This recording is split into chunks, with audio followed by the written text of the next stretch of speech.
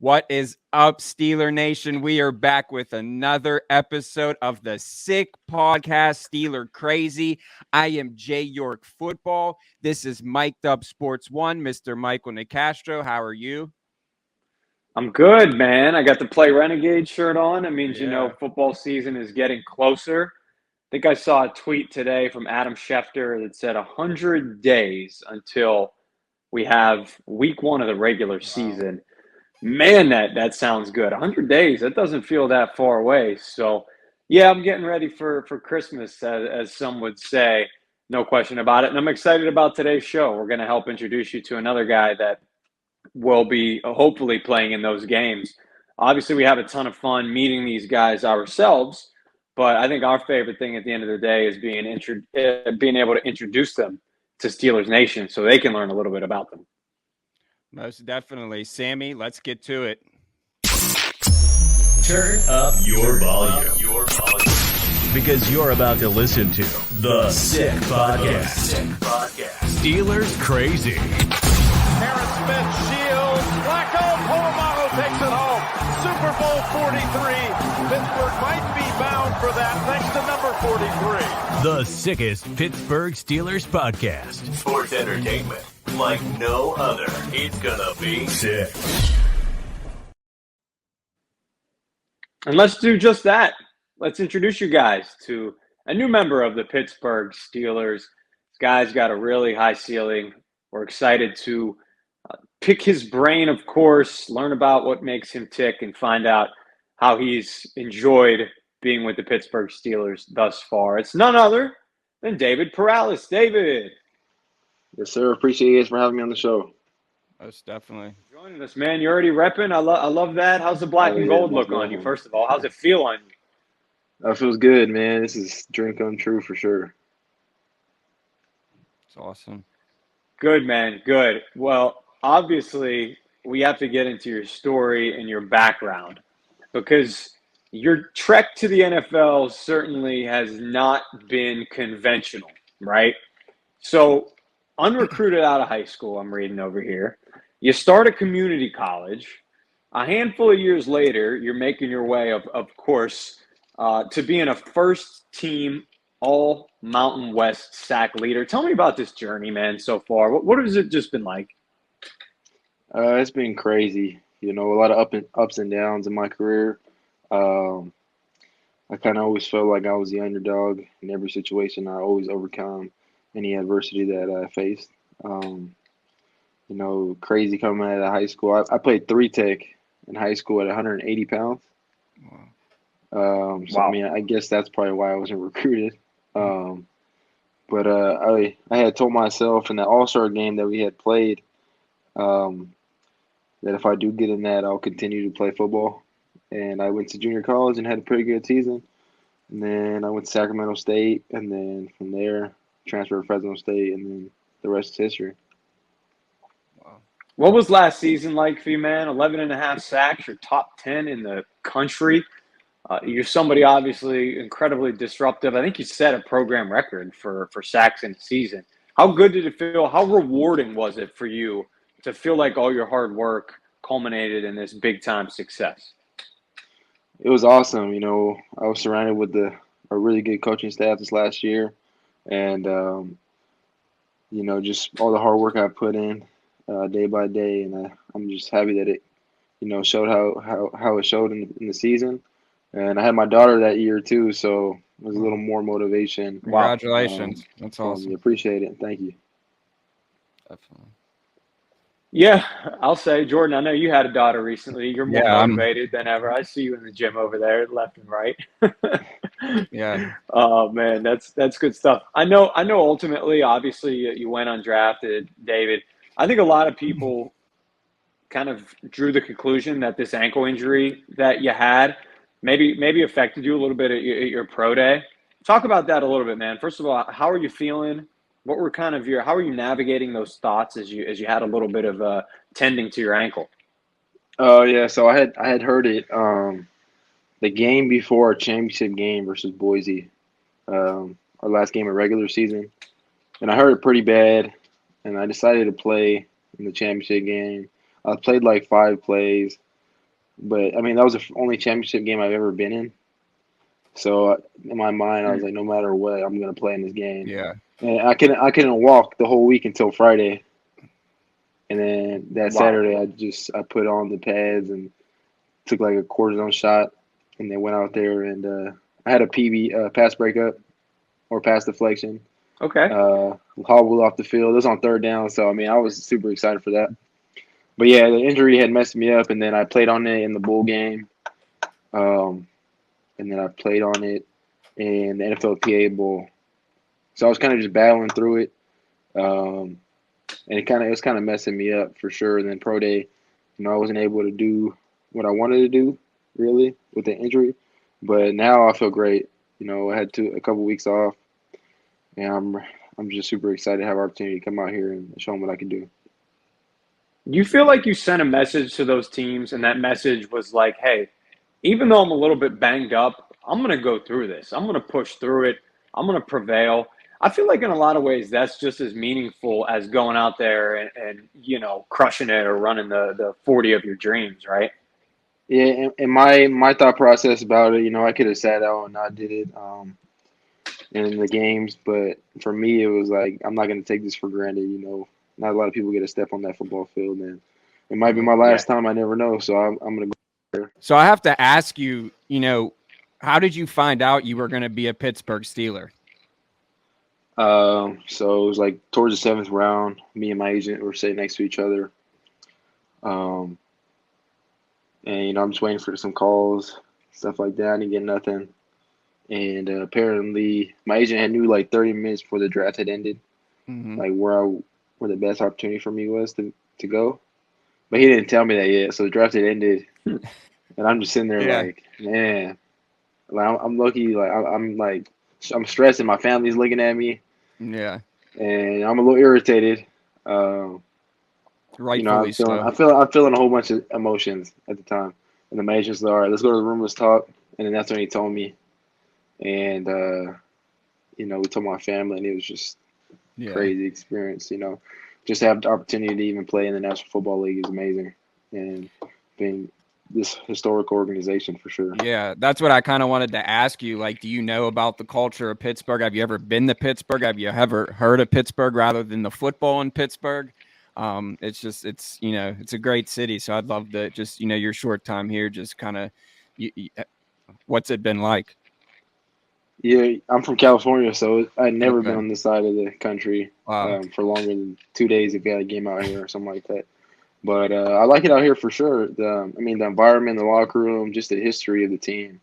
It's amazing. Like everything that, the standards of the facilities and all that is just something that I am super blessed to be a part of. And then the city's very calm. I like it. Went out, checked out the river, stuff like that. Definitely, probably a lot more laid back than Cali. Definitely.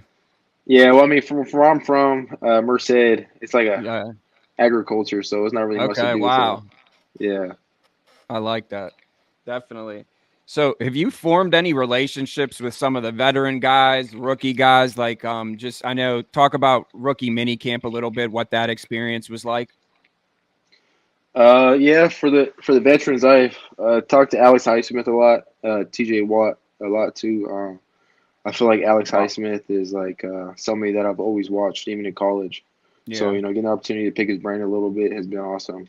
They're both super great guys. And then as far as rookies, pretty much the whole rookie class, we get along pretty well. In the D-line room or the outside linebacker room, Nick, we get along well. And so do me, Keanu Ben. We went fishing the other day. Wow. He went fishing. I was just standing there watching the fish. But he wasn't trying to teach you? I got to go buy a pool. Go buy a pool. Yeah, you got a good one. So. Most definitely. So yeah, it's been a good experience with the guys for sure so far. Awesome. Well, I'm gonna throw it back over to Mike, and Pittsburgh is football is everything in Pittsburgh. Like I said, we don't have beaches. You got to travel for that, and it's just the culture, the tradition. Like you said, the standard is the standard. So I'm sure in your time here right now, you're probably already realizing that. Just the rich history of the Steelers. Oh yeah, most definitely. Go ahead, Mike. We're hanging out here on the Sick Podcast, Steelers Crazy, with new Steeler edge David Perales, catching up on him a little bit about football and life, former Fresno State standout over here. Speaking of Fresno State, man, a lot of people probably joining us today like, all right, David Perales, haven't watched a ton of them. You mentioned the East Coast, West Coast difference. You guys are playing late football. We're in bed over here in the Berg. You got to give a scouting report on yourself to the fans. What's that scouting report going to look like? A guy who plays every down as hard as he can. Every time he steps on that field, he doesn't take it for granted.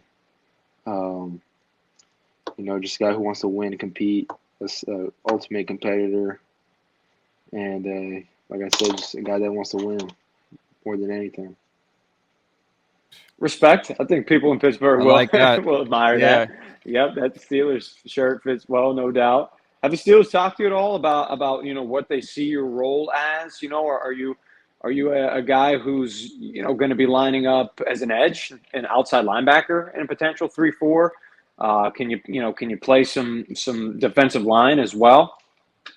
Yeah, I'll be pretty much playing like how Alex Highsmith and T.J. Watt, the same position as them. They drop in coverage every once in a while, stuff like that. So I would say like pretty super similar to what they're doing. When you talk to those guys, what kind of advice were they giving you? What were they saying to you, the Watts and the Highsmiths of the world? Was it just a leading by action type thing? I try to mimic everything they do. These guys are double-digit sack guys in the NFL. Who doesn't want to mimic them and everything they do?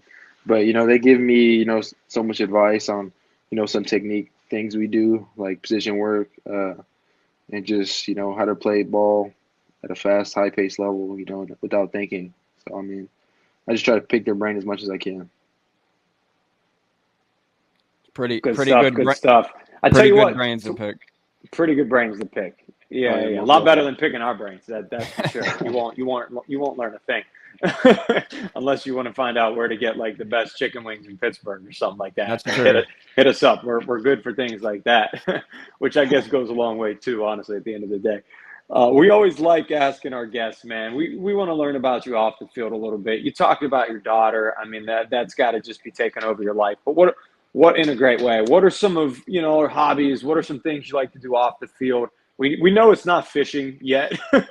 You just got to get a pull. Things, man. That it's it. What are some things that make you? I'm the first person in my family to go to college, play football at this level. Congrats. Thank you. I got a daughter. Last year she turns 1 in a month from now. Wow.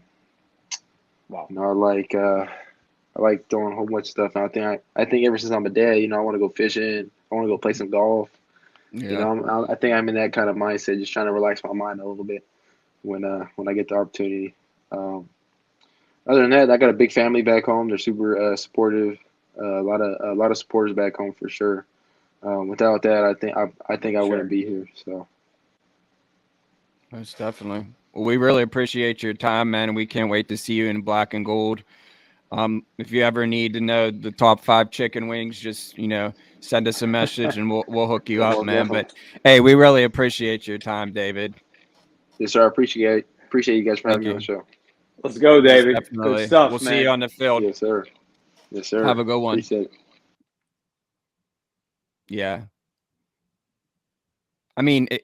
That's why you have to ask and you think about it. It's like, we're sitting here, I've known you since kindergarten, and then David just walks in and like you said, he's trying to mimic the TJ Watts, the Alec Highsmith. These are double-digit sack leaders. It's just great stuff. And how can you not root for, this first person in his family? It's a great story. Yeah.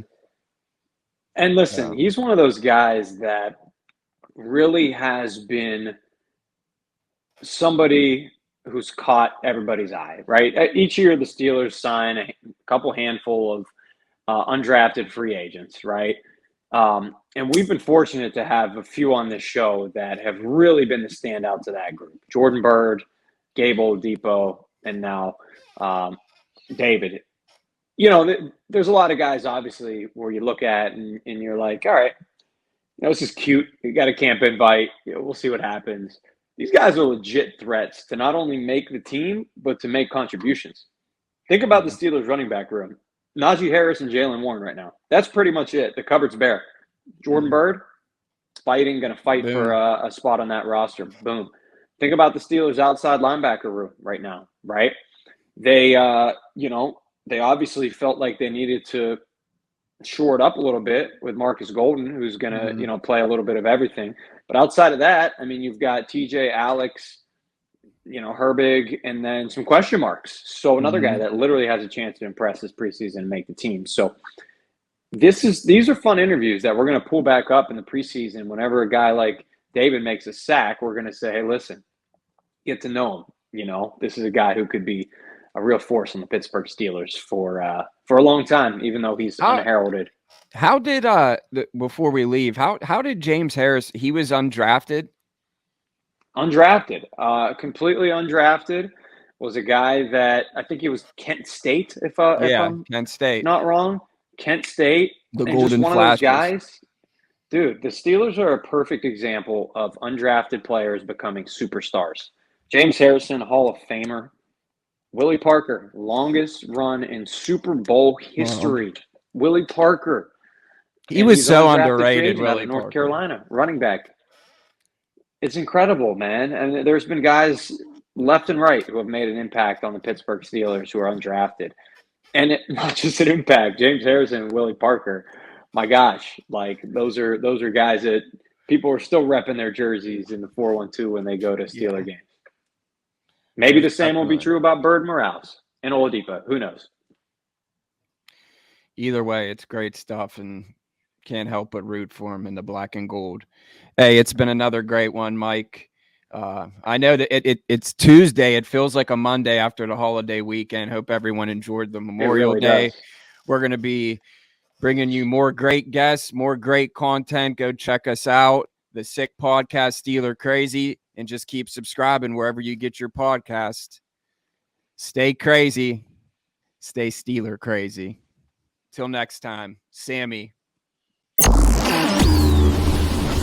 And that's a wrap. Hope you don't miss us too much until next time.